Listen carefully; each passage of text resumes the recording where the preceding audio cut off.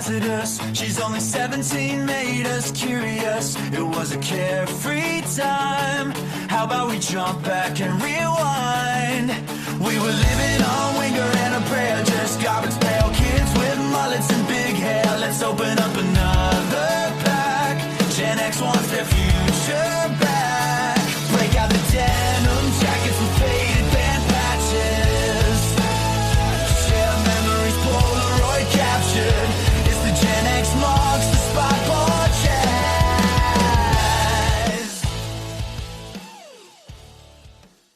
Allow me to welcome you to the Gen X Marks the Spot podcast. I am your host, Joe Augustine, and we are in the Wherever I May Roam studio.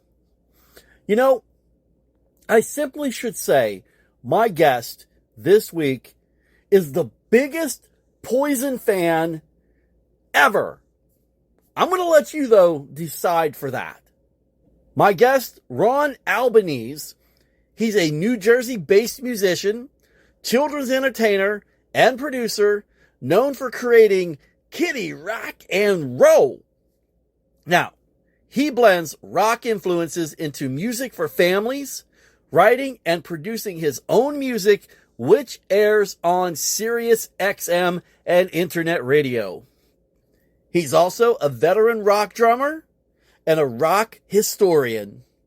Ron is going to share with us some awesome stories of his time in the business, especially one working with the late, great Ace Frehley of Kiss. And did I mention he's a Poison fan? You gotta love him. My hometown band.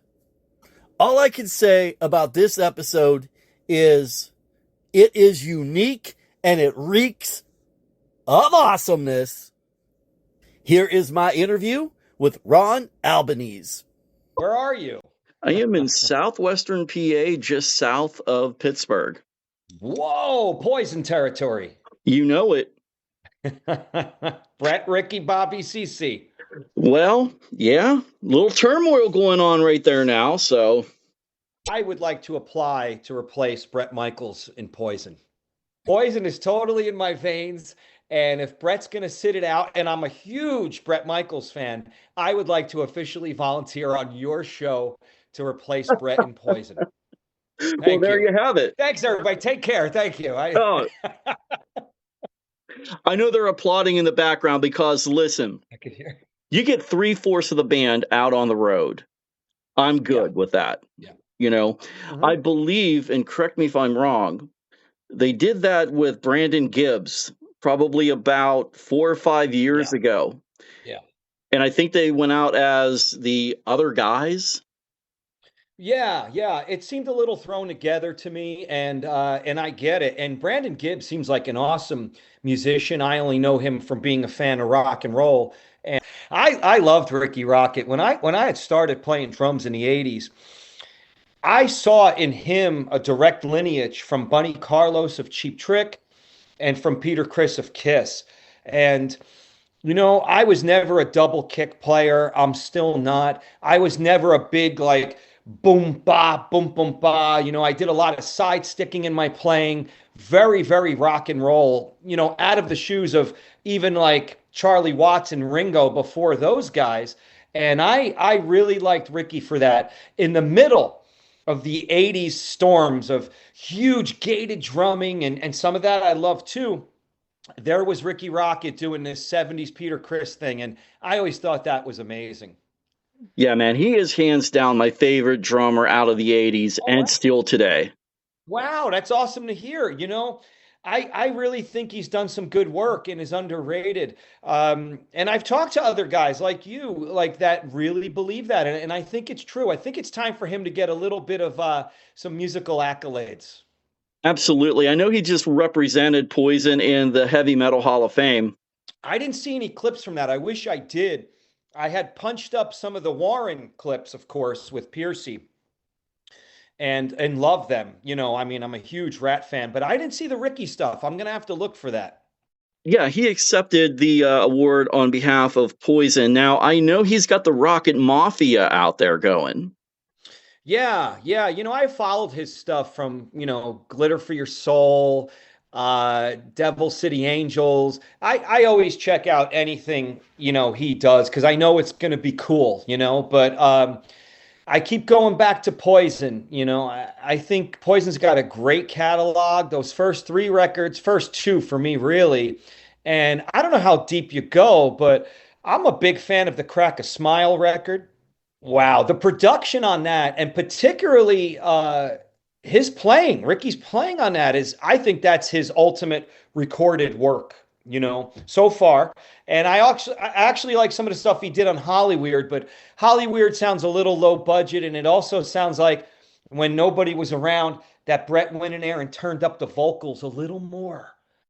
Sorry, Joe. Those are the words of Ron Albanese, not the host of the show. I have to tell you, speaking of all these bands which fly in our collective consciousness all the time, I really liked your interview with Stacey Blades. Well, thank you. That was actually my very first interview. And that is was it a day or two after Ace Frehley died? Oh, wow. And we just kind of flipped the script and talked a little bit about Ace and just went with the flow of the conversation. It's funny, and I think I'm going to do that to you right now. I had the pleasure of working with Ace on a few different projects here and there through the years. I had a great connection at his last record company, and a great friend of mine, Ken Gullick, who was instrumental in Ace's later days in his career. And Ken knew I was a bit of a writer and could do different things. So I ended up doing a few things ranging from liner notes for Ace to emceeing signings he did when records would come out, to things like directing him in a Target commercial, actually. I remember that one. Yeah, for Origins too. Yeah, and in case your listeners haven't seen it, I'm sure it's somewhere online. But the background story is kind of just as cool, Joe. I had to meet him at the Rockaway, New Jersey Target, and we were under a very strict deadline. We had to get this thing done. The record company's waiting for it. Their tech department's waiting for it to put this all together. They're really trying to get this synergy of making this Origins 2 pop. It's going into Target, a major retail chain, and here we are. So I had the gig of meeting up with Ace and basically directing him, and filming him and getting what the record company want. I had to hit all my marks, and it was basically a Thursday before they wanted it on a Monday. And it was a fairly hard deadline. Ace had known me prior to this and everything, so he knew he was going to work with. So he called me up on that Friday and he said, "Hey, Ron, how you doing?" And I'm like, wow, this is cool. I'm talking to Ace Frehley here, but why is Ace calling me? Listen, I can't film tomorrow. And I'm like, okay, I'm going to get a Jaguar. That was a really bad Ace impression I just did. But I turned him more into a 1950s guy, Joe. Say, I'm going to get a Jaguar. So I said, oh, my daughter has one. They're really good players. My daughter's a bassist and a guitar player. He goes, no, not a guitar, a car. I'm going to get a Jaguar. I'm flying into Kentucky to go get it, and I'm going to drive it home. Oh, God. So I said, oh, I see what you're talking about, Ace. So I said, dude, we have like one more day to get this, and we got to get it. No problem, we'll get it. So the day comes, and I'm standing there in the lot on my phone, and I'm like, waiting, and the phone rings. He's like, where are you? Where are you? And I'm in my Cadillac Escalade. And I said, yeah, Ace, I see you coming directly at me. He was coming right at me in the parking lot. And he said, where should I park? I said, park next to my car. And I had a black Lincoln at the time, and he got a kick out of it. We parked the black Cadillac next to the black Lincoln. And long story short, we filmed this thing, and we pulled it off. And it looked good. It was a great spot for him. And I think a lot of the fans, most importantly, loved what we had come up with. And Ace was definitely a super character. Every chance I had to work with him, he got cooler and cooler. And I'm just forever grateful for it, you know? When I started listening to Ace and Frehley's Comet, and especially his solo one, Trouble Walking, I was like, damn. Yeah, man, and it's funny, I've been going back and listening to a lot of this stuff lately. It's the winter time and I'm a little slower with gigs, so you kind of jump into your rock fandom. And it takes me back to something about a project. It's embryonic, but I am putting together something called Nothing But a Good Time. And Nothing But a Good Time is based on the idea that I still have enough energy, enough fandom, and enough hair to go and do a really good 80s rock and roll show.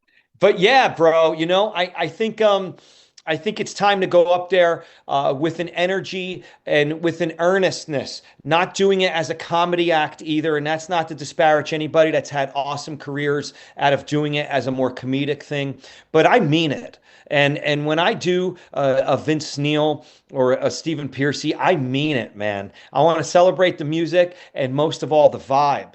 So again, it's kind of in its infancy, but I'm putting together a lineup of people that are of similar mind, that get it, that will dissect a song on side 2 of Invasion of Your Privacy. We want this band to be really cool and yeah, be nothing but a good time. Anybody that we may know that is going to be in the band? That's a good question because I know there's a lot of guys out there, really good players in the Northeast and, of course, in other parts of the country that would probably be really good for this. And I have contacts with some of them and we're friendly and things. But if we can work it out geographically, again, that's the big piece, Joe. You got to see who's out there and available and able to do it. I think I'm a lost child of the 80s scene in a way. We all got a little bit of Motley Crue inside of us. We've all got that switchblade in our back pocket, some dirty hair, and we're looking for a fight on a Friday night. We all have that inner edge to us. And I think I never lost it. And then I was into punk a lot. Like the Ramones were my gateway into punk, and the Buzzcocks and oh my God, Sham 69 and anything in England at the time, The Damned. But yeah, seriously, the Nothing But a Good Time thing, Joe, is it's going to have a lot of lights. It's going to have a lot of color. It's going to have a lot of energy in the appropriate measure, which is to say a lot and over the top. When do you plan on having everything in place so you can get out on the road?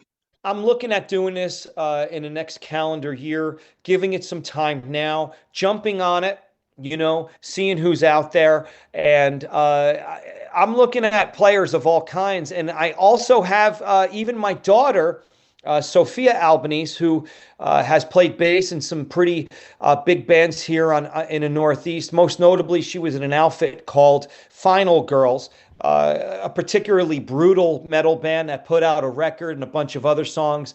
And they had a big buzz going on for a while. And she's kind of itching to get back into it. And she's also played in some 80s inspired outfits as well. And she could sing, play, and looks awesome and believes in the pageantry of it as well. Joe, I want to find people that believe in the pageantry of it. And again, not have it be like a Halloween costume. Have it feel natural. I think that's something that is a huge criteria for me, or criterion, if you prefer. Don't use big words around me. I got criteria, but then you totally went with criterion. And I'm like, I think a criterion would be the singular, I think. Okay. I don't know. I don't know. Yeah. You wouldn't know that I was an English major once. Whoa. Oh, yeah. Oh, yeah. Formal journalist right here. But other than Nothing But a Good Time, what's going on right now with you? It's funny. I have a duality in music, and I've been a children's entertainer for about 26 years now and running. And a big part of that is writing and recording original music. And, it's funny. They say you're a product of everything you've done. The movies you've seen, the places you've been, the books you've read. And what I do as a family entertainer most definitely reflects that. So when I write songs, they tend to have a lot of Kiss in them. They tend to have a lot of Cheap Trick in them. Ramones, and down the line, with earmarks of my various influences. Even Jimmy Buffett is in there. And so I've been doing that. And last Monday, I recorded a song with one of my musical partners, a guy named Michael Bruce out of upstate New York, a great player in his own right. And he has many outfits on the road. He has a Night Ranger tribute and an 80s tribute. And he's masterful on stage and in the studio. And I cut a new track for that, for my children's entertainment, that is very rock and roll and surf. And that's called Making Shapes with the Hawaii Bird. Allow me to unpack that for you, Joe. I was just going to ask you. Allow me to unpack that. The Hawaii Bird is one of my characters who is the subject of my first children's book, which came out in the springtime. In the second book, The Hawaii Bird and I are on Ron Beach, and we're making shapes. We're seeing rocks that are shaped like ovals, and we're drawing them in the sand and things like that. And the song, Making Shapes with the Hawaii Bird, is the theme song for the book. I like to do a book, I like to do a theme song, and then a video for all of it, and kind of do this trifecta blitz of fun. Now, how did all of that come about with being a child's entertainer? Interesting. I used to run a newspaper. I was a writer and editor in Hoboken, New Jersey. And I was interviewing a singer-songwriter gal, a post-Alanis Morissette girl. She had some singing pipes, and she would trill her R's appropriately, like we all did back then, including Bret Michaels, who does it straight through all of his solo work and everything, rock star and all that. And he really does that. I never thought about that, but you're right. Again, Bret Michaels, we love you. Reunite with Poison, so I don't have to go in there. Hey, listen, this is going to sound a little, I'm not going to use the word, but your publisher sent me some pictures of you today in leopard skin. And that was the first thing I woke up to this morning. I texted her back and I was kind of like, WTF, what are you doing to me? Lisa's got a lot of enthusiasm. Let's put it that way. So my point is, I'm picturing you when she sent all this about Nothing But a Good Time with Bret Michaels on his solo album, and the name of it just escaped me when he was making the movie about being in jail and he was all ripped up. Dude, A Letter from Death Row. That's it. Yeah. Oh my God. A Letter from Death Row. When I was running the newspaper, I was on the press list for that. And they sent me a press kit. It was on VHS at the time, the movie. And I couldn't wait to pop it in and I watch it. And it was like a bad A-Team episode. It was a great way of looking at it. Mr. T. Without Mr. T. If we had Mr. T, the Bret Michaels movie would have been better. I pity the fool that doesn't listen to Bret Michaels. Enough of your jibber jabber, Bret. It would have been better. Let's bring in Howling Mad Murdoch, But I think, listen, those were the 90s, man. They were lean days for our heroes, Joe. Lean days, yes. Okay? And Bret tried to make some movies. And you know what? I thought he would have been all right in some of them. I think A Letter from Death Row was a little over the top. Yeah. A little over the top. And but I'll tell you what, was it Times Like These off that soundtrack? Any of you rock and roll fans listening, is a really good song. I love that song. Yes. His best acting, though, was in The Masked Singer as the banana. Now, dude, his best acting is pretending he cares about Poison. Oh, shots are fired. But in terms of rock and roll, in terms of what the world wants, it's very much a situation of move aside, drop of water, and let the ocean pass. Poison needs to be on the road. Agreed. And, it's kind of like today. We got 18 inches of snow almost, and my kid's school did not get a snow day. They actually had to go online. So it's kind of like we all want that snow day to come, Right. just like we want Poison to tour, but nope, we gotta have Right. school. Dude, you tied that together perfectly. It's like the awesome winter analogy here. Thank you. Thank you. Listen, Poison should be on the road. I think, again, this is just my opinion. I am not Bret Michaels, if you haven't guessed, and I am certainly not a member of Poison, if you haven't guessed. But just as sports talk between me and you, I wish that it was a thing where every couple of years, maybe every 3 years, Poison goes out, does a little run, 30 dates, 35 dates, maybe 40. Does it. The other guys make a buck and get to rock and roll. The fans are happy. And Bret gets to do his solo thing, which is obviously very successful. And the reach goal would be them cutting one or two new tracks, I meant to say.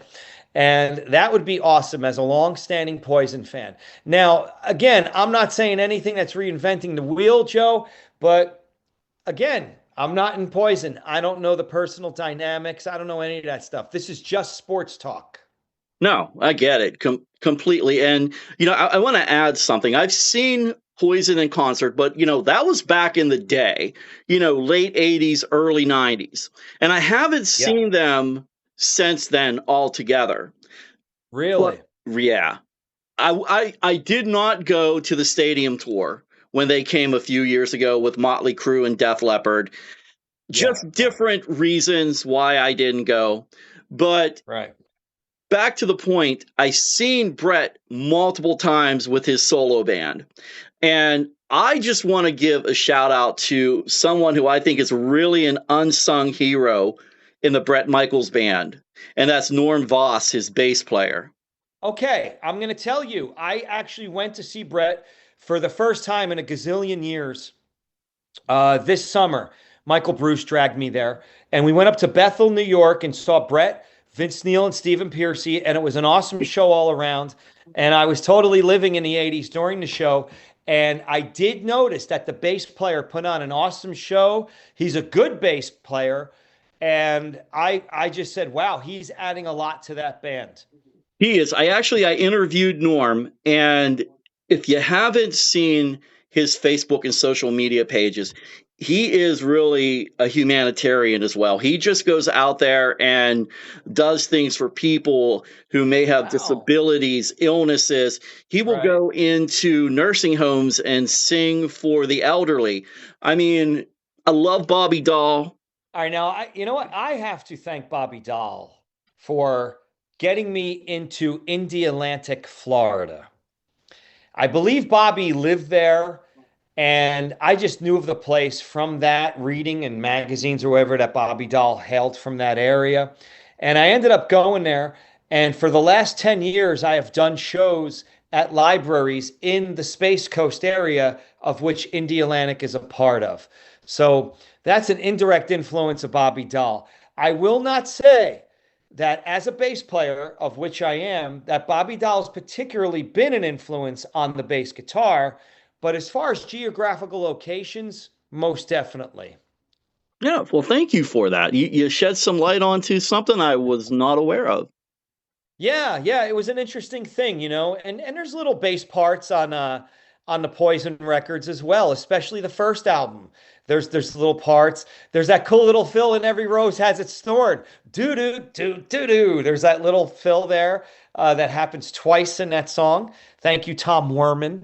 And I just think those guys, of course they could play. It's silly to say they can't play. It's silly to say that Ricky Rocket couldn't drum. The guy was a really cool rock and roll player and still is. It's nonsensical. Why does one genre have to get so mocked and reviled when these guys clearly played on stuff that sold gazillions and boatloads of records? It makes no sense to me. From what I understand, you are or were a teacher as well. I'm a school teacher during the day, just to get out of the house. I don't want to watch Price is Right all day. And I've been doing that just as long as I've been a children's entertainer, which is about 26 and a half years, with no sign of slowing down. I think I'm more into doing what I do more than ever. I have more energy than ever, and my drive has never been greater. So I'm going to continue teaching. I'm going to continue rocking and rolling for the foreseeable future for sure, and buying more Hawaiian shirts. Well, you rock the Hawaiian shirts, and like I said, I don't take it the wrong way, but you rocked the leopard skin shirt as well. Lisa, you're so in trouble, Lisa. And so I've always obviously been into high fashion, as you can tell, Joe. Absolutely. And here I am just in a hoodie and a toboggan. But dude, you shoveled snow today. So listen, it's an amazing thing. You know what I mean? I'm usually pretty good at shoveling other stuff too, but that's right. Me too. Listen, I gotta fix my hair here. Sorry. Does anybody have any hairspray? Sorry. No. Well, I know you had the pictures of the hairspray too. Yeah. Oh my God. You've seen those as well? Listen, I've seen more than I wanted to see. I saw.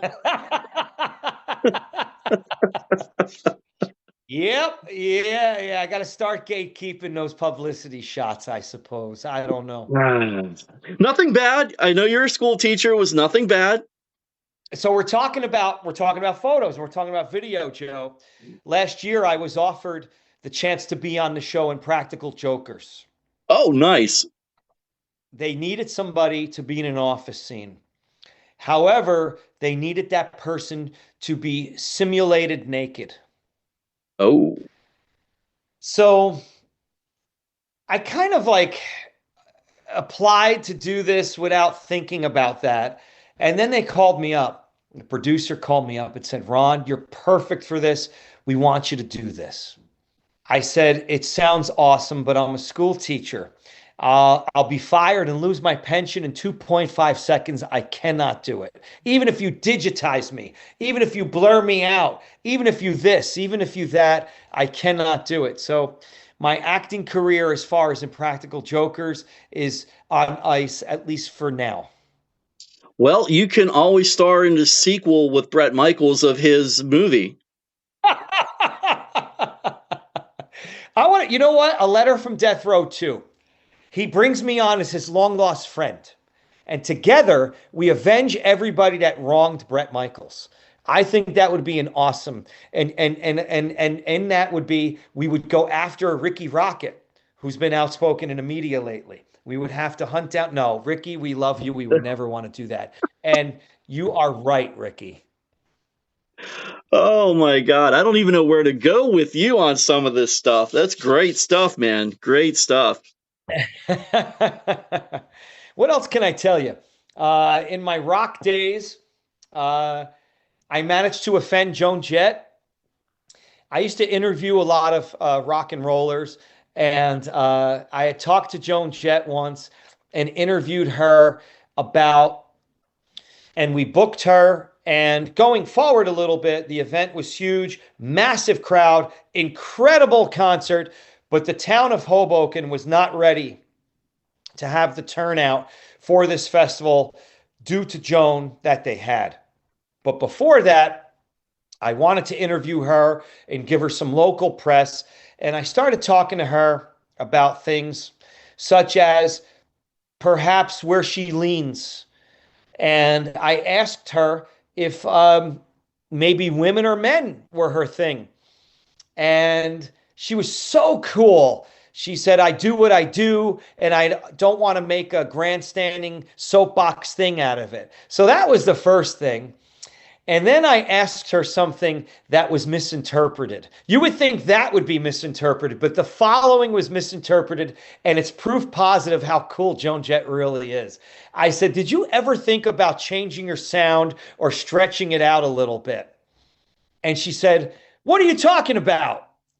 So I'm like, humming. I go, well, you know, the Ramones got Phil Spector for End of the Century.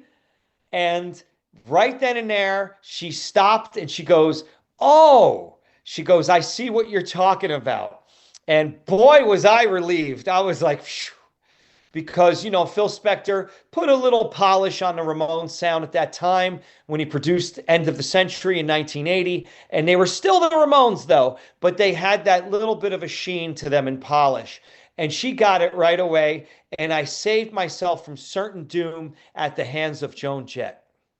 Well, I got a story for you similar to that, but I don't know. Maybe you would have got your ass kicked, but I know I would have got my ass kicked. I can take Joan Jett, all right? Well, I offended Jean-Claude Van Damme. Whoa, dude. Kickboxing. Well, this is when I was still in college and, doing media with our college TV station, and they were filming the movie Sudden Death in Pittsburgh. Wow. So I got to interview Jean-Claude Van Damme. And it just so happened that day I had a hockey game at the college, street hockey, intramural. Right. And we were the Mighty Ducks. Ball? That's when you play with a ball. Well, right? yeah, I love playing with a ball. But anyway, our team's name was the Mighty Ducks. So I had the jersey on, didn't get a chance to change. Anyway, he looks at me and he goes, and I'm going to try to do the best voice I can of him. He goes, "Oh, you from Pittsburgh, you're not a Penguin fan." Because I had the Mighty Ducks jersey on. I said, "Oh, I'm sorry. I thought it was Emilio Estevez here making another Mighty Ducks movie." But it's you. Oh, dude. Oh, my God. Listen, swear. Mario Lemieux was in the room, and I don't know if he remembers that or what, but we made eye contact, and he had like this, "Holy shit, did you just say that?" That's great, dude. That's a great story. Needless to say, I was glad I wrapped up the interview. But I will tell you this, I am still taller at 5'8" than Jean-Claude Van Damme is. Really? He's a little guy, huh? He is a little guy. Bret Michaels is a little on the shorter side, too. So when I replace him in Poison, I think I might have to crouch a little bit, like this on the stage. Well, just wear a couple extra bandanas. Make you a little taller. I'll weigh myself down with bandanas. Yes. I'll be down here. I'll tell you though, Brett, the thing about Poison again, and this is becoming a major Poison podcast, is pound for pound, the idea that Poison placed, I think, over 7 top 20 hits or something is an astounding achievement. And things people forget today. Brett wrote Every Rose Has Its Thorn. That's an incredible song. And I think that song is actually better than people realize because it's basically a country ballad. And it was in the middle of other tunes, that hard rockers were doing at the time and were doing after. The Awful Winger, for example, doing Headed to a Heartbreak or whatever that was. 2 ballads from that entire era to me stand out. And one is Every Rose because it's atypical and awesome. And secondly, going backwards a little bit, I think Home Sweet Home is a really good song. I think it's one of those songs that is better than Motley Crue. And let me explain. I think it's a song where all the elements of that band came together, all of the positive elements. Nikki Sixx's songwriting, lyrics, Mick Mars's guitar solo is incredible in that. And Vince Neil's vocals. Vince Neil at that age, at that time, singing that song and humming it too in the end was just the perfect storm to make Home Sweet Home an amazing, amazing song. I think it's really good. I'm going to make 2 points with that. One real quick, and you can jump in if you want. And I don't even know if this is in the right order I want to say it, but to me, the Home Sweet Home is what Van Halen's Right Now was for them. Van Halen did a song called Right Now? Van Halen? Was not Halen. Oh, I'm sorry, Van Hagar. Oh, there you go. Yes. Right Now is actually a really good piece of music. It's actually really well done, and it's a really great song. I think that would be my favorite Van Hagar song if I had to say that in front of the world on this awesome podcast. But yeah, I think you're right. I think it was a watershed moment. I think certain rock and roll bands, by way of their producer, by dint of their writing or a band member really championing it, I think have certain songs that rise above the band themselves. And I'll go a little obscure here, Joe, and cite Dirty Livin' by Kiss on their Dynasty record. Peter Criss sings it. Peter Criss has the co-write on it with Stan Penridge. I think that song is really emblematic of that. The production is incredible. All four Kiss members are on it, making a stamp on it. Paul with the background vocals, the rhythm guitar, Ace with this great little short, punctual leads on that song, and finally Gene with the most funky bass playing he's ever done.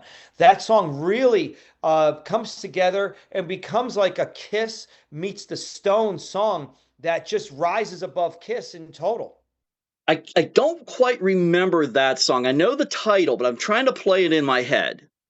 But I'm going to take your word for it on that one. I'm going to do a lightning round. I want to interview Joe Augustine. Oh, God. We're going to flip the script right now. All right? It's a lightning round. Get ready to go. Favorite Motley Crue album? Girls, Girls, Girls. Whoa. All right. All right.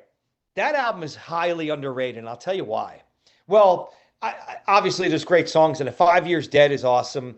What's the one that comes after it? All in the Name of, another great song. Nona shows the variety that is inherent in a Nikki Sixx as a songwriter. And I think, though, if you took that record and stripped off the 80s production, I think you'd have a really down and dirty 70s rock and roll record akin to something like Aerosmith's Draw the Line.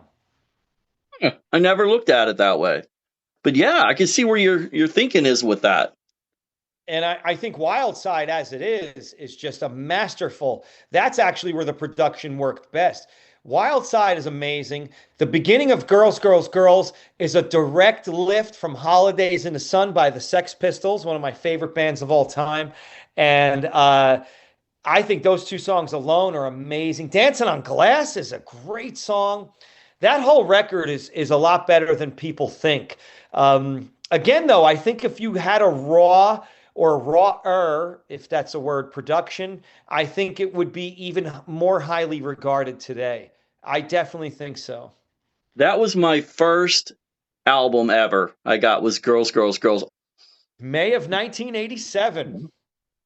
Yeah, I think I was in 8th grade. But Motley Crue is Motley Crue, and what you see is what you've gotten. And I think they're enjoyable as is. All right, well, I'm going to throw something back at you. You want to be the lead singer for Ricky, Bobby, and CC. Yes. You're a Jersey boy, right? Yes. Why not Skid Row for you? I could pull off Sebastian Bach. I could totally pull off Sebastian Bach. And I think Sebastian Bach is still great to a significant extent. His solo output has been really strong, I think. And I'd love to see them together. But if it doesn't happen, Joe, I think you had the idea. I should be in Skid Row. Well, I'm going to push for both, man. You can pull double duty with Poison and Skid Row. I'll tell you, though, I'd love to sing for Ricky, CC, and Bobby. I think I could pull that off. I think I have the spirit of Bret Michaels. I'm a huge Bret Michaels fan. And I think I could do it respectfully and respectably to a point where people are like, oh, this is cool. And if Bret reunites with them, so be it. I don't think it has to be an either-or-ther situation. And I'm Ron Albanese, and this is my plea. What else would you like the audience and your fans to know?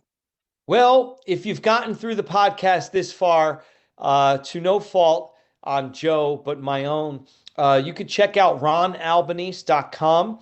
And on YouTube, if you look up Ron Albanese's Read Alouds and Teaching Tunes, you'll find my Children's and Family YouTube channel, which contains read alouds and original songs that have educational topics for children, such as shapes and things like that. I also cut theme songs, Sunshine and Good Times, Get Excited.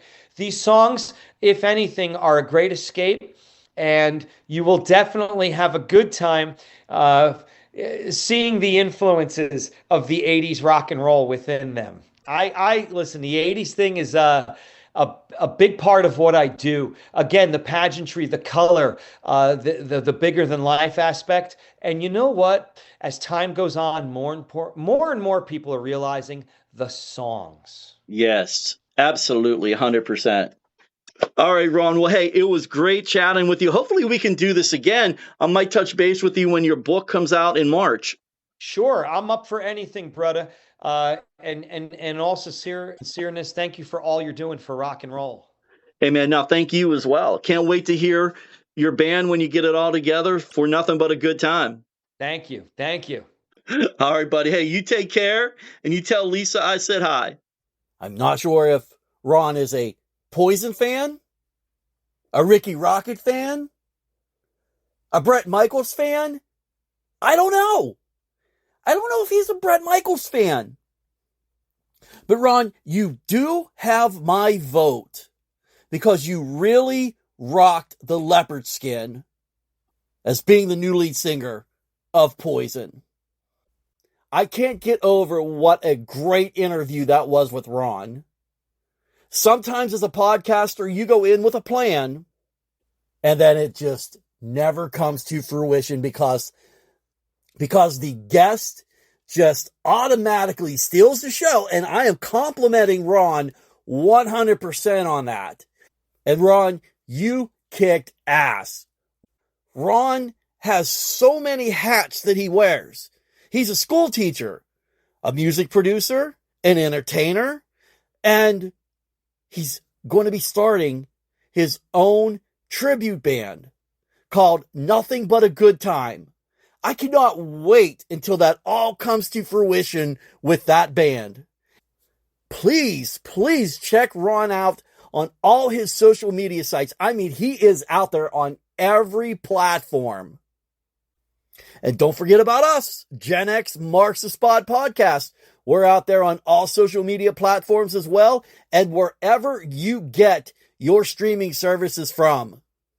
Ron, once again, thank you for being a guest.